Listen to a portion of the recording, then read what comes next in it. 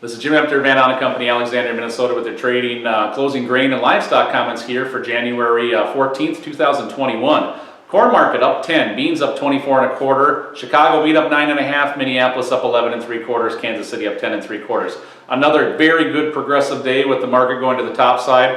I know ethanol users, cattle, feed users, whatnot, probably not enjoying this very much, and I understand that because, again, when you look to those markets, they really haven't woke up to this kind of bull inflationary type market. But for the grains they are rationing. They're doing every bit of part for corn and soybeans to try to make sure we slow down the demand sector and keep a feasible really carry out around. We got to be careful that we don't shut it off too much. I think for corn and particularly wheat, that needs to be a very attentive nature because our stocks are not that tight when you look at historical averages.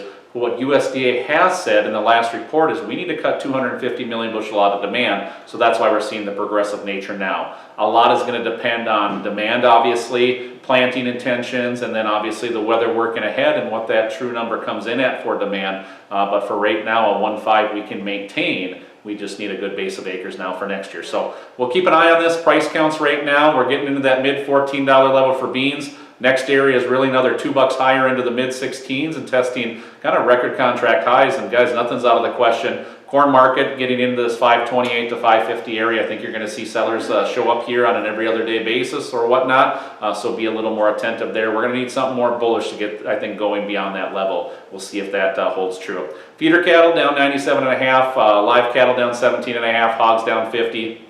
A market that is struggling to really get going. Cash is not following along very well. Futures are right up near contract highs for live cattle, hog, and the hog futures, and we just don't have that push to get going. Not enough in exports, not enough when you look at the live base undertone or dress trade, not enough in the cash hog index right now. So again, here we sit, perched up near the top. We see a down day today, but we're not falling apart, but we're also struggling to extend. This has been Jim Empter, Van Ahn Co, Alexandria, Minnesota. Trading in futures and options involves risk of loss and is not suitable for all producers. Past performance is not indicative of future results. This is a solicitation. Have a great afternoon.